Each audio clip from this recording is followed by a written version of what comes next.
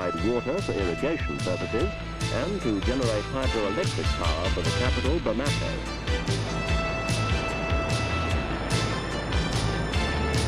Fortunate from themselves.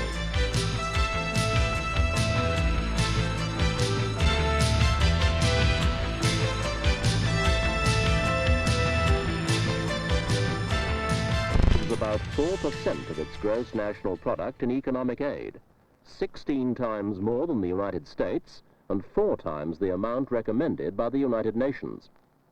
Kuwait distributes its aid in a variety of ways. Some it channels through regional organizations, such as the Arab Fund for Economic, are very different from Kuwait.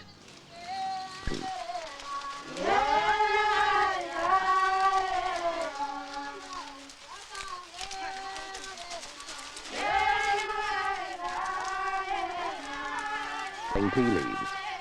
Kuwait provided about half the cost of this project, a project which is expected to help quadruple Rwanda's tea production by the end of 1982. Kuwait's help means a lot for countries like Rwanda, but although Kuwait in area is small, it is a giant among aid donors. In fact, in terms of gross national product, the developing city-state is far more generous than the world's largest developed nations. First non-Arab countries to benefit from this decision were neighboring Islamic nations. One such country was Pakistan. A country plagued by difficulties was the Tarbela Dam. The dam is a crucial element in the country's plan to harness the Indus Basin for its facilities. To repair the damage and redesign the dam, the Pakistani authorities turned to friendly governments for financing. Among the countries that responded was Kuwait, which, through the Kuwait Fund, provided $20 million to help rebuild the dam. Like most projects financed by the Kuwait Fund, the Tarbela Dam provides much-needed jobs for local workers. Even more important, such schemes provide an opportunity for unskilled workers to acquire on-the-job construction skills in which they will be able to benefit for the rest of their lives.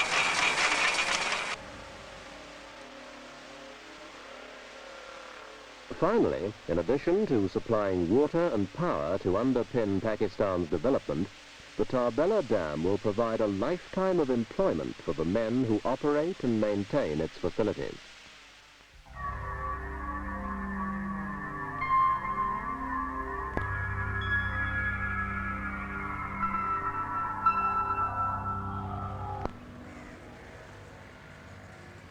The people of Sri Lanka, for example, are mainly Buddhist or Hindu.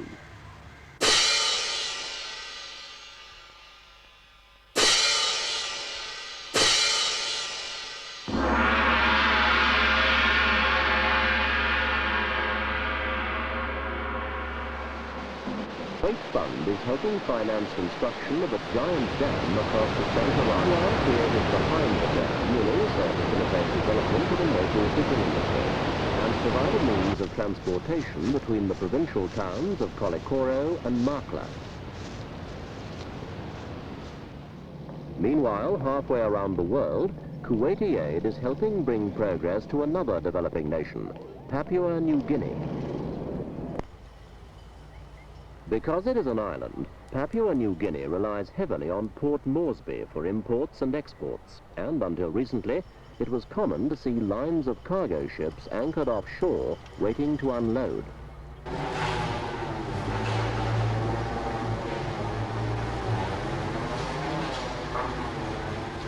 Loans from the Kuwait Fund, however, have helped revolutionize cargo handling at Port Moresby. Today, because of construction of a new container terminal, port congestion is a thing of the past. Instead, they are quickly unloaded by lift trucks and leave a few hours after docking, freeing berths for other vessels.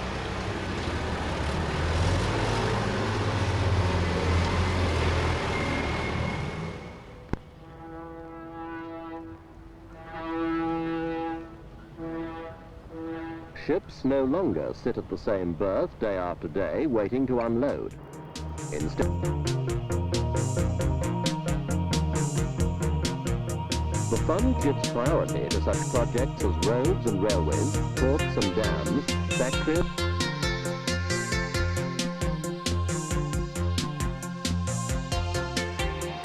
La Goulette's increased output is helping meet the growing energy demands of Tunisia, including powering the country's new electric railway system.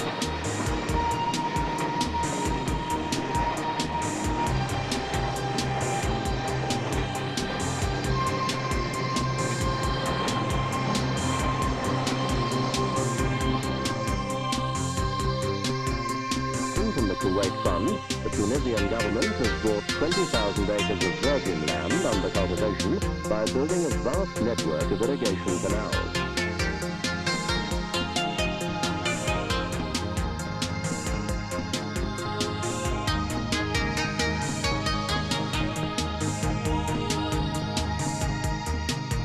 Further money from the fund is being used to build more pumping stations and irrigation channels to water another 37% substantial increase in Tunisian fruit exports.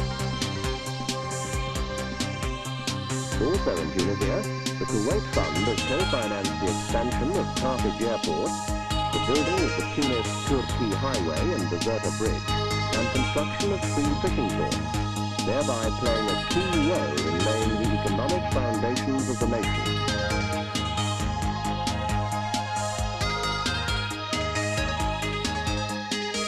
The Kuwait Fund does not stop, however, at simply helping lay the foundations of development.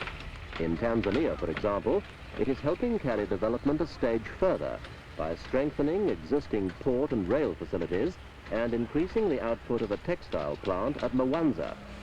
In the remote southern highlands of Tanzania, the fund is providing the finance for a new factory at Mufindi.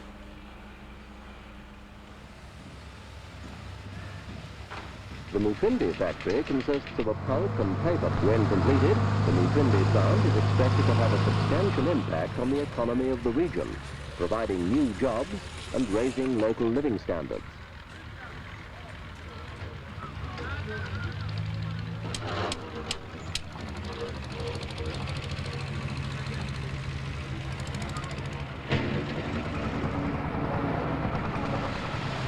With logging equipment and construction of a railway spur connecting.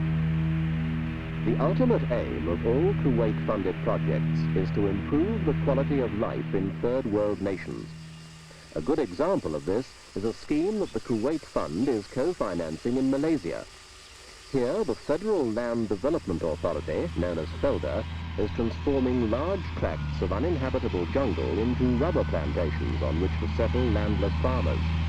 By the end of the century, FELDA has cleared 75,000 acres of jungle at Keylong and replaced it with farms and homes for 7,500 families.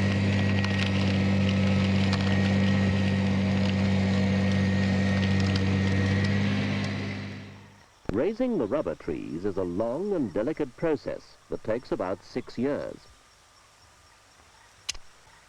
6 months after planting, the saplings are grafted with high-yielding rubber tree clones. Regular pruning ensures that the infant trees grow straight and tall.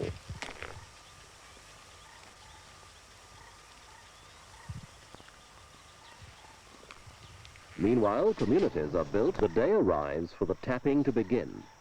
A diagonal incision is made with great care around one side of the trunk, and a small spout inserted at the base of the cut. 8 years after the loggers first moved against the jungle with their giant chainsaws, the milky white latex oozes from the cut, runs down the spout, and drips into small cups attached to the trunk. 2 or 3 days, and a new incision made just below the previous one.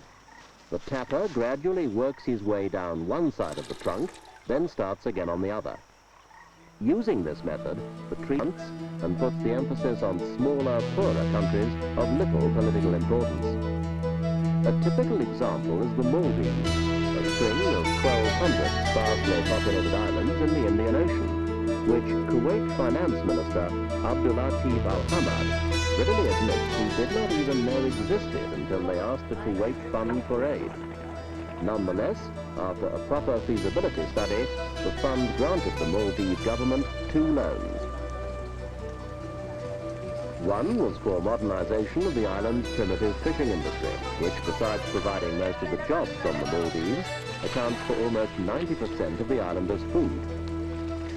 The $12 million loan will pay for installing cold storage and fish processing plants with a capacity of 12,500 metric tons.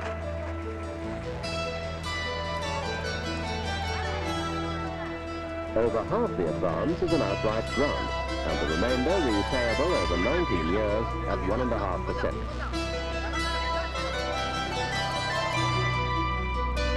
The runway was extended to take long-range, wide-bodied charter jets.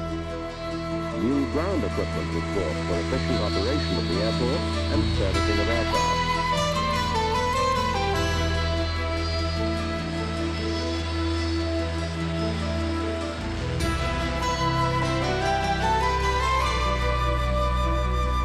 Finally, new terminals were built to process passengers and cargo. As a result, tourists from Northern Europe are already flocking to the Maldives. Fish, surf, or simply lie in the sun, whilst the islanders themselves can look forward to a more prosperous future now that their economy is taking off.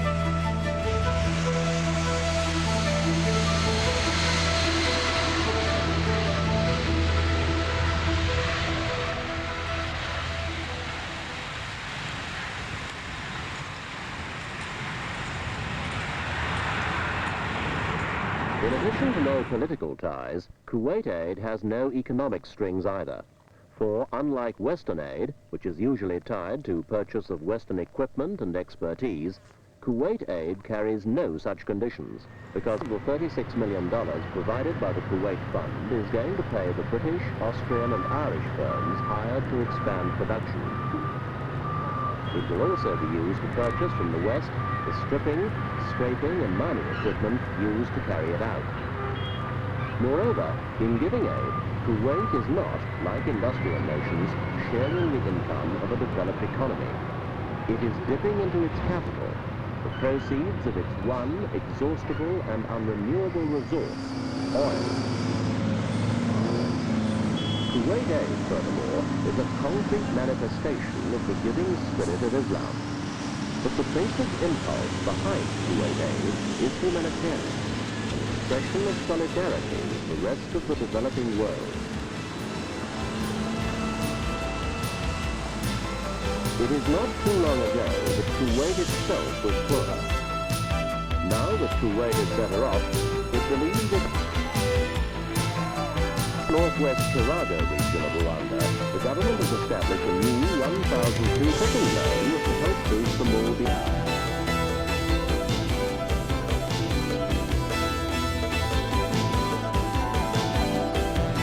Surprising then to find that the largest industrial project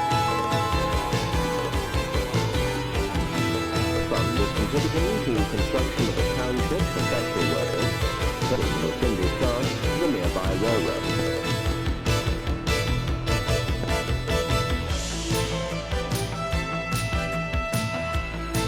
The cups of latex Kuwait have advanced Tunisia $28 million towards